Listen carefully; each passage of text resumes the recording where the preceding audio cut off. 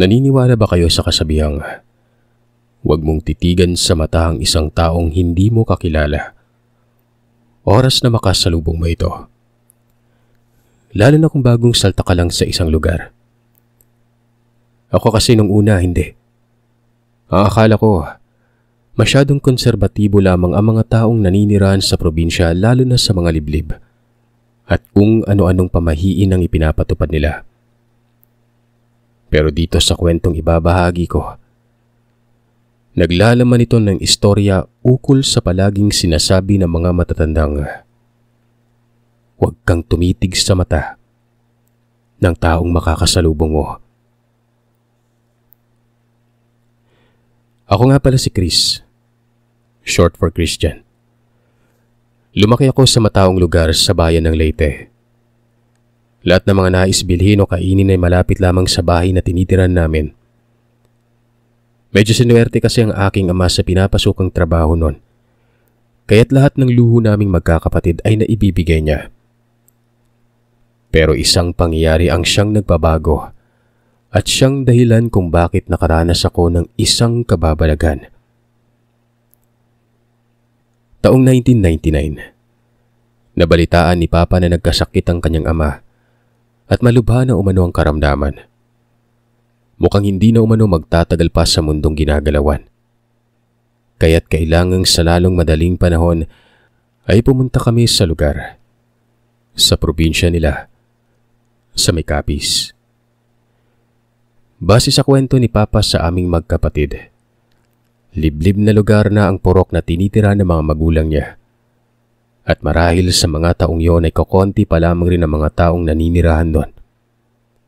Malayo sa kabiasnan at malayo sa mga nakagisnan naming magkakapatid na pamumuhay. Matapos kong marinig yon, nagpresenta ako kay Papa na wag nang sumama. Magpapaiwan na lamang ako dahil kayang-kaya ko namang pangalagaan ang sarili ko. 17 anyos na ako kaya't wala silang dapat ikabahala. Isang mariin na hindi pwede ang naging tugon ni Papa. Sinabi niya sa aking naghihingalo ng araw ang lolo ko. Hindi pa ako magpapakita. Baka gusto ko umanong ang kaluluwa ni lolo ang bumisita. Sa ayaw at sa gusto mo, Chris, kailangan mong sumama sa amin. Hindi pwedeng maiiwan ka dito sa bahay. Sama-sama tayong lahat na magbakasyon sa bahay ng ama ko para makita niyo yung mga apo niya. Kahit sa huling sandali man lang, anak. Isang buntong hininga lamang ang naisagot ko bago ako naglakad paakyat ng hagdan para pumunta sa silid ko noon. Narinig mo ba yung sinasabi ko, Chris? Huwag mong pairalin yung katigasan ng ulo mo. Malakas ng boses ni Papa. At alam kong seryoso na siya sa sinasabi niya at hinding-hindi na mababali yon. Oo na po, naiintindihan ko po. Makalipas ang ilang araw at noon ngang nasa purok na kami kung saan naninirahan si Lolo. Sinalubong kami ng kapatid ni Papa na si Tito Dadoy. Masaya ito dahil sa pagpapaunlak ng aking amang dumalaw kay Lolo Jose. Humingi naman ng pasensya si Papa kay Tito Dadoy dahil sa matagal na panahon muna ang nakalipas bago siya nakabalik sa kanilang lugar. Sos, ano ka ba tol? Ayos lang yan. Ang importante ay nandito ka na at makikita ni tatay yung mga apo niya. Eto na ba yung mga pamangkin ko? Lalaki na. May binata ka na. Ilang taon na lang at magkakaroon ka na ng apo. Nako, malayo pang mangyaring iniisip mo. Kailangan muna nilang mapagtapos sa mga sarili at magkaroon ng magandang hanap buhay bago pasukin yung pag-aasawa. Tulong-tulong na nga kaming nagbitbit na mga gamit papunta sa bahay ni Lolo. Hindi kasi kayang ipasok ang sasakyang minamaneho ni Papa, kaya't iniwan na lamang sa bungad ng purok. Habang naglalakad kami papasok sa purok ay tahimik lamang ako at hindi ko maiwasang mapabuntong hininga. Kontra kasi sa kalooban ko ang sumama sa pamilya ko dahil tiyak namang mabuburyo lamang ako sa bahay ng abuelo ko. Sino ba naman kasi ang hindi mabuburyo, Sir Seth? Masyadong liblib na ang purok na yon at wala pang kuryente. Kumbaga napag-iwanan na yata ng panahon ang lugar kung saan naninirahan sila. Pagdating namin sa bahay ni Lolo Jose, isa-isa kaming nagmano sa kaawa-awa naming lolo. Napakapayat nito na para bang butot balat na lamang. Nakaratay na at halos hindi na maigalaw ang kamay. May mga ngiti sa labing marahang tumatango si Lolo Jose sa tuwing kinakausap siya ni Papa. Ramdam ko naman sa aking amang pinipigilan lamang nito ang sariling huwag tumulo ang luha sa harapan ng kanyang amang nakaratay. Tay, patawarin mo ako kung ngayon lang ako nakadalaw. Masyado kasi akong naging abala sa buhay may pamilya eh. Nawaglit na sa isipan kong dumalaw dito sa atin. Patawarin mo ako, tay. Tanging pagsenyas lamang sa mga kamay ang naging tugon ng lolo ko. Tapos ay titingin sa aming mga apo niya. Mamaya nyo na ipagpatuloy yung pakikipag-usap kay tatay, tol. Kumain na muna tayo. May inihandang pagkain yung asawa ko. Ayan ni Tito Dadoy. Matapos kang magpaalam ni Papa kay Lolo Jose ay dinala na kami ng tiyuhin ko sa kusina. Bagya pa akong namangha na makita ko ang napakaraming handa nun. Nakahain sa pagkainan. Hindi ko na nga napigilan ng sarili. Nauna na akong umupo sa kanila. Habang abala kami sa pagkain ng mga masasarap na putahing nakahain sa pagkainan nun, ay panay naman ang kwentuhan at kamustahan. Kaya't hindi ko alintana ang pagod na nararamdaman sa mahabang biyahe. Sinabi rin sa amin ni Tito Daday na pasasamahan niya kaming magkapatid sa mga anak niya para ipasyal. Maglilibot raw kami matapos makapagpahinga dahil nasisiguro niya umanong mawiwili kaming magkapatid kapag nakita namin ang mga magagandang tanawin. At baka nga, kung magkataon, ay hindi na raw naming nanaisin pang umuwi sa lugar sa kinakalakihan namin. Sa isip-isip ko, hindi naman.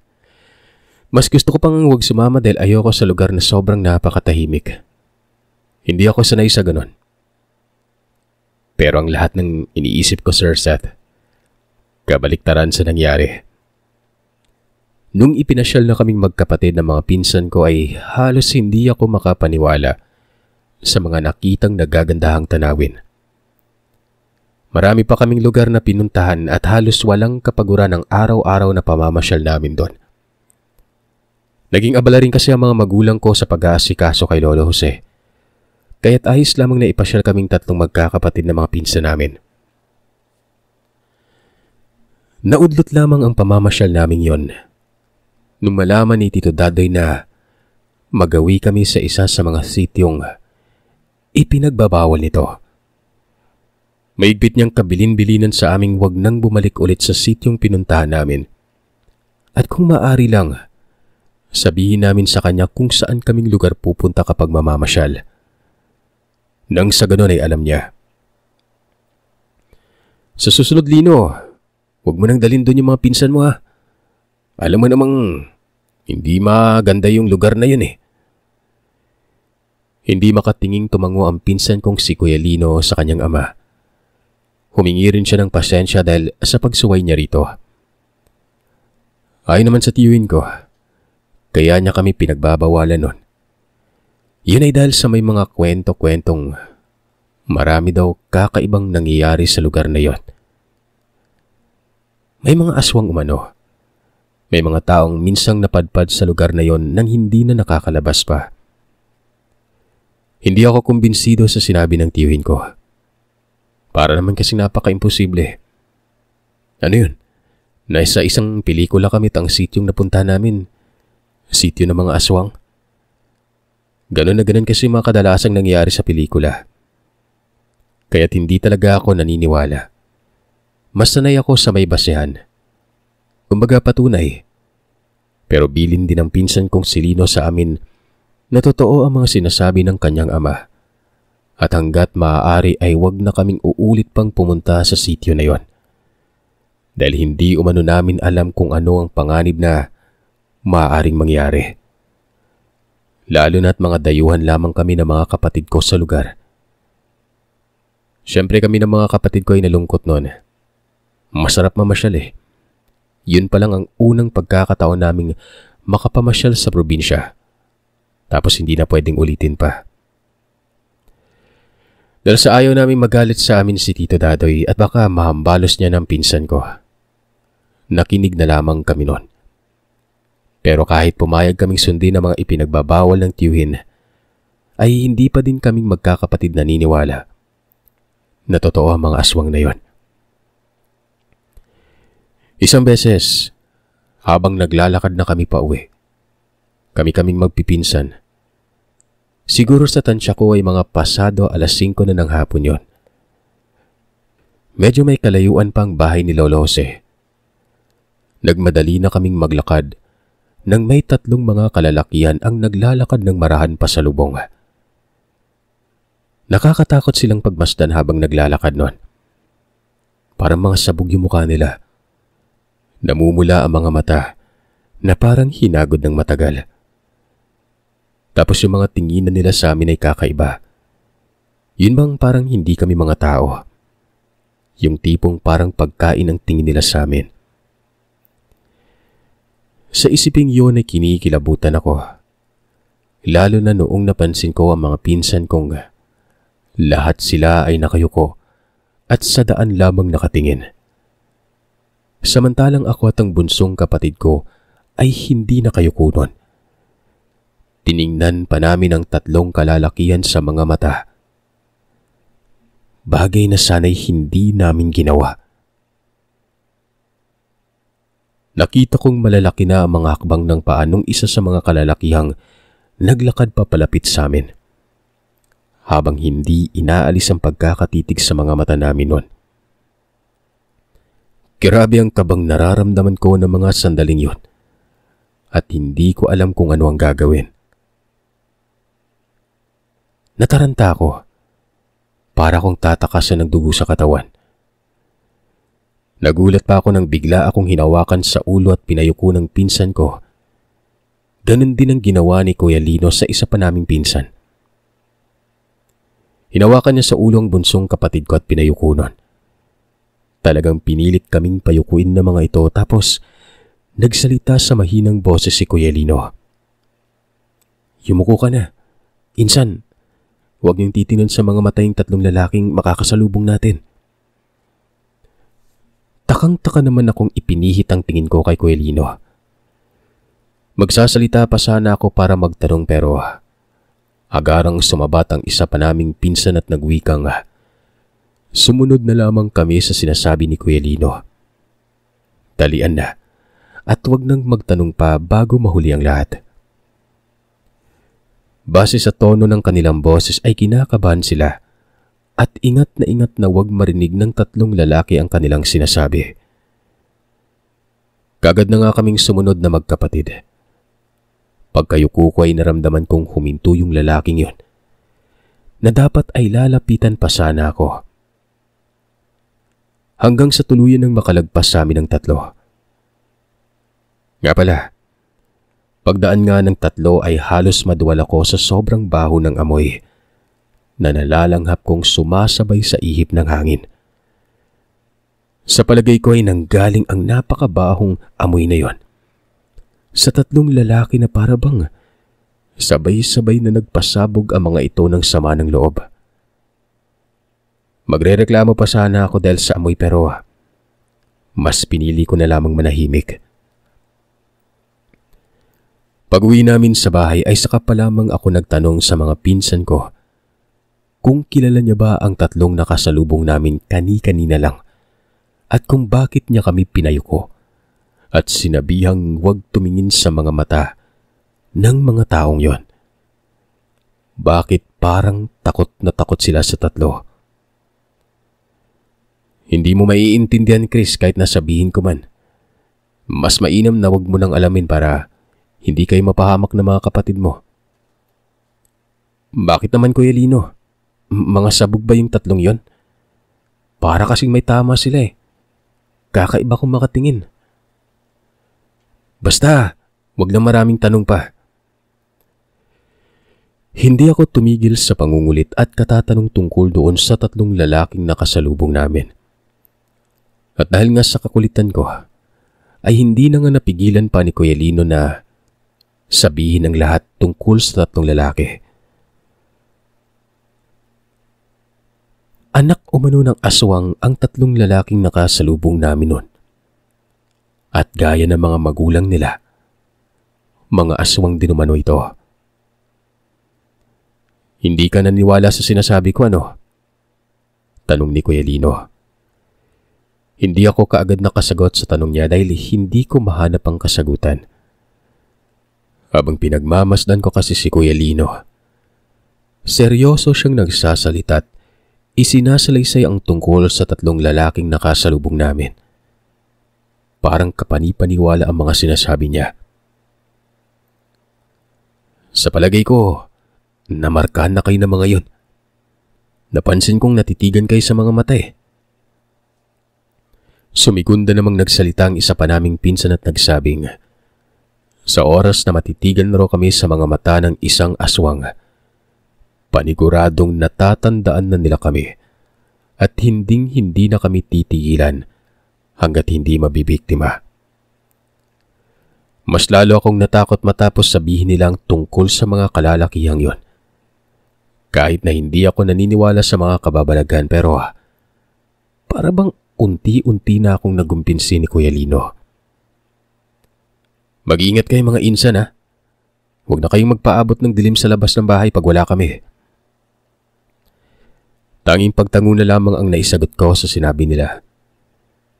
Habang naghihiwa ng pangsahog sa ulam ay tinanong ko si Mama kung naniniwala ba siya sa aswang noon. Ano ka mang sabi mo?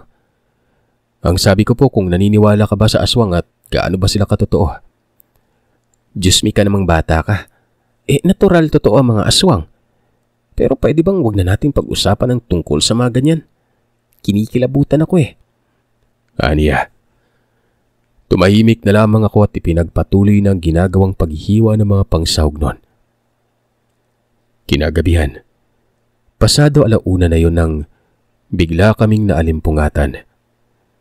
Napabalikwas ako ng bangon dahil sa isang malakas na kalabog ang narinig namin sa taas ng bubungan na para bang may bumatong loko-loko. Ano yung ingay na yon? Sumenyas naman ang tiwin kong kakalabas lamang ng silid nitong wag akong maingay. May itinuturo ito sa taas ng bubungan.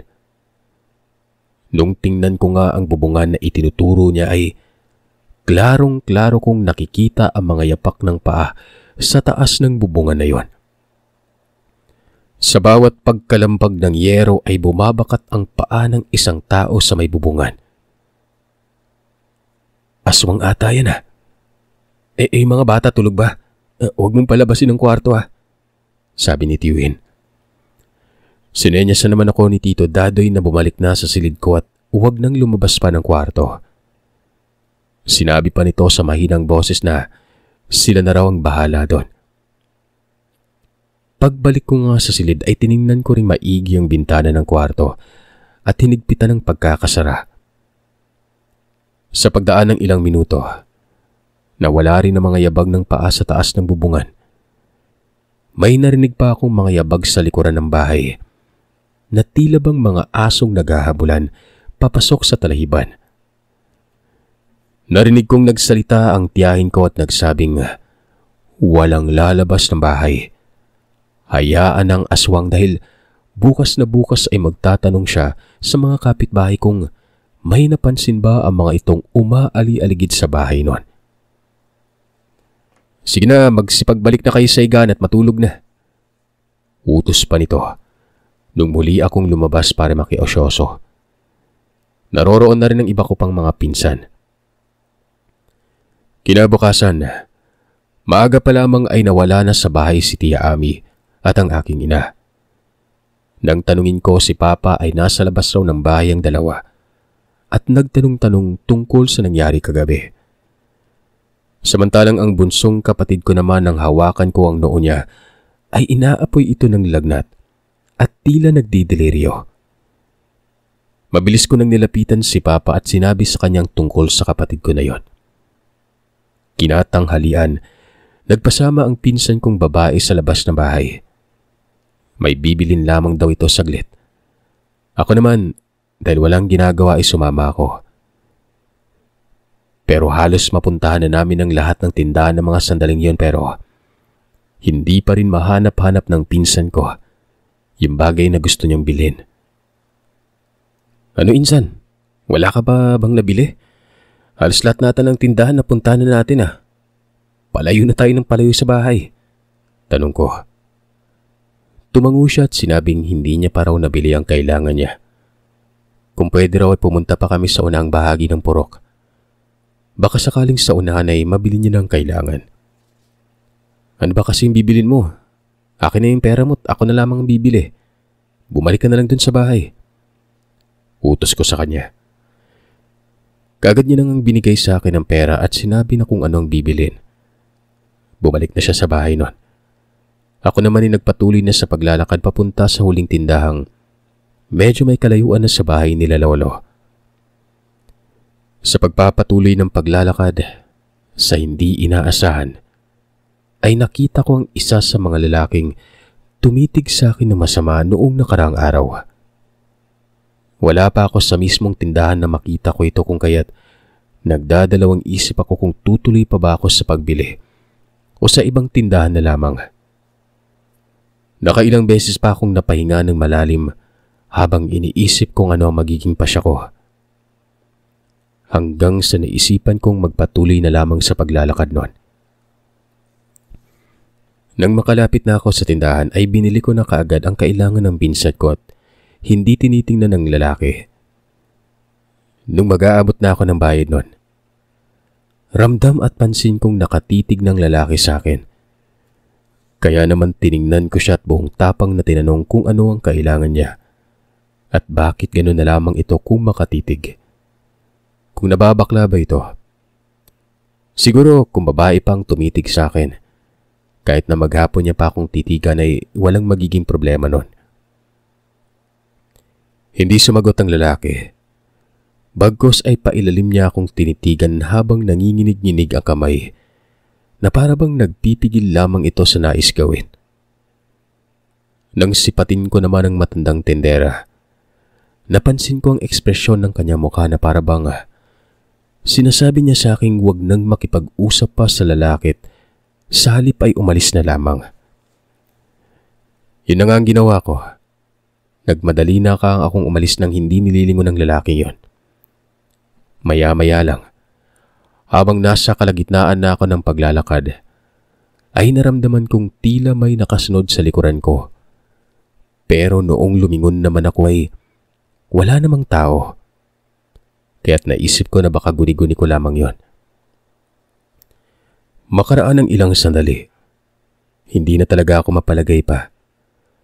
Palakas na ng palakas ang kabang nararamdaman ko at ginapangan na ako ng kilabot sa buong katawan. Kaya naman ang ginawa ko, tumakbo na lamang ako ng mabilis para makauwi na sa bahay. Nang mga sandaling yon ay para akong hinahabol ng malaking hayop sa bilis kong tumakbo. At nagkataon pa na nasa parting walang tao sa dinadaanan ko. Dahil puro patag na lupa at maliit na daanang tuyong lupa ang nadadaanan ko noon. Hanggang sa tuluyan na nga akong makarating sa bahay ng lolo ko. Takang-taka pang pinsan ko nang may abot ko sa kanya ang bagay na ipinapabili. Tinanong niya ako kung bakit umano ako humahangos noon. Kung tumakbo pa raw ako pa uwi. Sinong hindi hihingalin? Ang init kayang maglakad sa daan. Pagkukunwaring saad ko na lamang sa pinsan ko at pumasok na sa silid ko noon. Nung sumapit ang kinagabihan, ako nang nagpresentang magsarado ng mga bintana at pintuan. Narinig ko kasing umungot si lolo sa silid nito, kaya't sinabihan ko si mama na puntahan nilang dalawa ni papa si lolo at baka may kailangan. O sige anak, isarado mo maigi mga bintana at pintuan na. Pagkatapos niyan, pumasok ka na sa silid niyong magkapatid at matulog na. Sige po ma. Nung akmang isasara ko na sana ang bintanang nasa harapan ng bakuran, may natanaw akong hayop pero hindi ko alam kung isa ba yung aso o kambing. Nasa labas lamang yun ng bakuran. Nakatayo. Paharap sa gawin na tila ba kanina pa yung nag-aabang. Nagliliwanag sa pula ang mga mata ng hayop habang nakaangil at walang tigil sa pagtulo ang laway. Sa hindi mawari ay kumabog na naman ng malakas ang dibdib ko matapos masilayan ng kakaibang hayop na yon. Kulang na nga lang, maihi ako sa takot. Dagli-dagli ko nang isinara kaagad ang bintana. Pabagsak yon at nagmamadali na akong maglakad papunta sa kwarto. Pagpasok ko nga sa kwarto ay mabilis na akong nagtalukbong ng kumot at pinilit ang sariling makatulog. Hindi naman naglaon ay tuluyan na akong tinangay ng antok at nakatulog na. Yun nga lang, isang malakas na kalampagan na naman sa bubungan ang narinig ko. Dahilan para mapabalikwas ako ng bangon at nagmamadaling lumabas ng kwarto. Sakto namang pagpunta ko sa sala ay siyang nakita ko ang tiyuhin kong kamuntikan ng malaglag nun. Mabuti na lamang at nakakapit ito na parang butiki sa gilid ng bintana kaya't hindi siya tuluyang nalaglag. Nagtatakang tinanong ko si Papa kung anong nangyari. Bakit kamuntik-muntikan ng malaglag ang tiyuhin ko? Ano ang ginagawa niya sa bintana? Hindi pa man nakasagot ang aking ama ay narinig ko nang binanggit ng tiyuhin ko ang katagang aswang. Paulit-ulit niyang sinasabi yon. Aswang! Aswang yung nakita ko. Hindi ako pwede magkamali. Ano? Sigurado ka? Sunod-sunod na tango ang naging sagot ng tiyuhin ko kay Papa. Sa mahinang boses ay ibinahagi nito sa amin kung gaanong nakakatakot ang wangis ng nilalang na yon. Nung sumilip siya sa siwang ng bubungan, saglit nga raw nangatog ang mga tuhod niya matapos makita ang nakakakilabot na nilalang.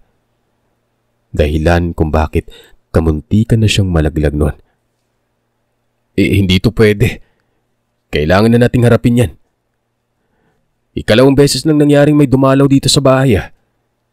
Dapat bigyan na ng leksyon yung mga animal na yun para hindi pa marisan sabi ni Tito Dadoy. Pero paano? May alam ka bang kagamitang kayang pumaslang dyan? Tanong ng aking ama. Hindi tumugon ang tiyuhin ko. Sa halip ay kinuha nito ang nakasukbit na itak sa gilid ng bahay. Binigay niya sa aking ama. Kinuha niya naman ang bagakay at yun umano ang gagamitin niyang panlaban doon. Dali-daling lumapit ang aking ina at nagtanong kung ano ang pinaplano ng dalawang magkapatid. Kung maaari sana ay wag na nilang ituloy pa dahil lubhang delikado at baka mapanos sila noon. Humingi ng tawad ang tiyuhin ko at sinabing yun na ang tamang pagkakataon para manahimik ang animal. Ilang gabi niya na rin umano kasing nararamdamang may umaali-aligid na kakaibang hayop sa labas ng bahay. Dati-rati naman, wala yun. Kahit na may malubhang sakit na dinaramdam si Lolo. Anya, malakas ang kutob niyang isa sa aming magkakapatid ang namarkahan ng nilalang, kaya dapat ay unahan na namin bago pa may gawing hindi maganda sa amin ang nilalang na yon. Tiningnan ng aking ama ang aking ina at sinabihang punta niyang bunso kong kapatid. Baka mataas na naman umano ang lagnat. Ayaw pa sana ni mamang sundin ang utos ng aking ama pero muli siya nitong sinabihang pumunta na at tingnan yon. Samantalang ang tiyuhin ko naman ay sinabihan niya ang tiyahin kong puntahan si Lolo Jose sa silid at baka mamaya ay masalisihan pa kami. Hindi na nga nakaangal pa ang aking ina dahil agaran nang lumabas ng bahay ang aking ama at si Tito Dadoy. Wala pa mang ilang segundo ang lumipas ay nakarinig na kami ng malalakas na kalabugan sa labas na para bang may naghahabulan. Sumisigaw na rin ang tiyuhin ko at tinuturuan niya ng direksyon kung saan sila tutungo. Hanggang sa mahabang katahimikan ang naganap sa labas nun. Paroot pa rito naman ang ibang pinsan ko at nais nilang lumabas ng bahay para sundan ng kanilang ama pero mariin silang sinabihan ng tiyahin na wag nang lumabas gaya ng bilin ng kanilang tatay. Mga 3 oras din ang lumipas bago namin narinig ang boses ng aming ama at si Tito Dadoy. Hindi pa man sila kumatok sa bahay ay nagmamadali ng binuksan ni mama ang pintuan. Ang dami niyang sugat. Bulalas ng aking ina at inutusan akong kumuha ng gamot sa bag niya. Noon ngang ginagamot na ni mama ang aking ama ay nagkwento naman ng tiyuhin ko kung ano ang nangyari sa mga oras na nawala sila. Ani nga, paglabas nila ng bahay ay isang napakalaking ibon umano ang nakita nila sa labas noon, pero sa isang kurap lamang ng kanilang mata, bigla na lamang nawala ang malaking ibon na yon. Sa halip ay isang taong hubad ang pang-itaas na kasuotan at nanlilimahid sa langis ang nasa kinaroroonan ng malaking ibon kanina. Sobrang nakakapangilabot yun kung bagbastan, pero hindi sila nagpatalo sa takot. Bagkos ay mabilis pa, sa 4:00 hinabol nila ang nilalang. Agaran naman yung tumakbo papasok sa talhiban, kung kaya't sumigaw ang tiyuhin kong sundan nila ang nilalang na yon. At yun nga ang kanilang ginawa. Mabilis na nga nilang pinasok ang masukal na talhiban. Pero noong nasa kalagitnaan na umano sila, ay hindi nila naiisip na isa palang patibong ang ginawang pagpapahabol ng nilalang na yun sa kanila. Dahil sa bigla na lamang may sumulpot na 2 pa at walang pag-alinlangang pinagtulungan silang dumugin nun. Tatakbo na sana sila pabalik, pero naabutan ng tiyuhin ko at hinatak ang likuran. Dahilan kaya nakalmot ng mahabang kuko ang kanyang batok. Nung sumigaw ang tiyuhin ko ay kaagad nang sumaklolo ang aking ama dito. Mabilis nang hinugot ni Papa ang itak at walang pag-alinlangang hinataw ng taga ang aswang na yon. Kaagad naman binitiwan ng nilalang ang tiyuhin ko, pero ang aking ama naman ang hinarap nito at walang tigil na dinumog ng dinumog. Hindi naman maitarak ng tiyuhin ko ang nabitiwan niyang bagakay kanina dahil natatakot siya baka ang aking amang matamaan. Oras na itarak niya ang bagakay na hawak niya sa nilalang. Nung papasugod naman ng isa pa, ay yun ang hinarap ng tiyuhin ko. Papasugod pa lamang yun ay iniatang niya na kaagad ang bagakay. Saktong sa dibdib ng nilalang yon tumama. Samantalang ang aking ama naman ay nag-isip ng paraan kung paano niya malabanan ang aswang. Anya ng aking ama, nag-ipon siya ng lakas at buong puwersang sinipa ang nilalang. Nung makaalis na sa pagkadaga ng nilalang ay kinuha niya ng itak at walang habas na pinagtataga yon. Pero sadyang napakaliksi umano at napakakunat ng katawan ng aswang dahil sa bawat pagtaga ni Papa, dumadaplis lamang yon at parang nagtaga lamang siya ng gulong ng sasakyan. Dahil doon, naisip niyang itarak na muna sa lupa ang itak, sabay sinaksak ang nilalang na pasugod. Tinamaan ito sa tagiliran at bumagsak sa talahiban. Maging ang 2 nilalang na nakalaban ng tiyuhin, nawalan din ng malay. Nung titigan nila mabuti ang nilalang, ay laking gulat na lamang nila nang mag-anyong tao ang mga ito. Base sa deskripsyon ng tiyuhin ko, nung nag-anyong tao ang mga nilalang, kaparehong kapareho doon sa 3 mga lalaking tumitig sa akin at sa bunsong kapatid ko na masama. Sinabi rin nilang naninirahan umano sa iniiwasang sityo ang 3 at mga anak yun ng batikang aswang. Nagkatinginan kami ng pinsan ko, pero ni isa ay walang nagsalita. Kabadong-kabado man ako ay hindi ako nagpalata sa mga magulang ko. Lalo na noong magtanong ang ama ko kung nakasalubong na ba namin ang mga nilalang na nakasagupa nila. Sasagot na sana ako. Mabilis namang sumabat si Kuya Lino at sinabing hindi nun. Sabay tingin ito sa akin ng makahulugan. Kinabukasan ay tinanong ko si Kuya Lino kung bakit siya nagsinungaling sa aking ama. Sabi naman ito, hindi namin pwedeng sabihin ng totoo dahil tiyak mayayari sila ng mga kapatid niya sa tatay nila. Matindi raw kasi kung dumisiplina ang kanilang ama.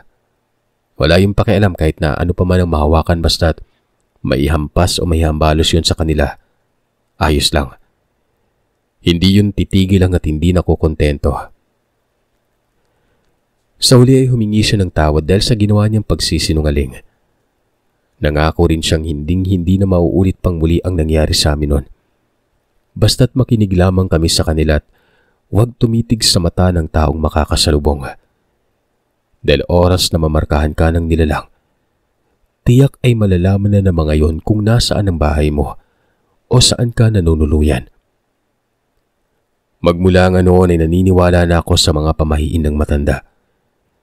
Palagi ko na yung sinusunod at isa pa, wala namang masama kung susundin natin ang nakagisnang ganong klaseng pamahiin.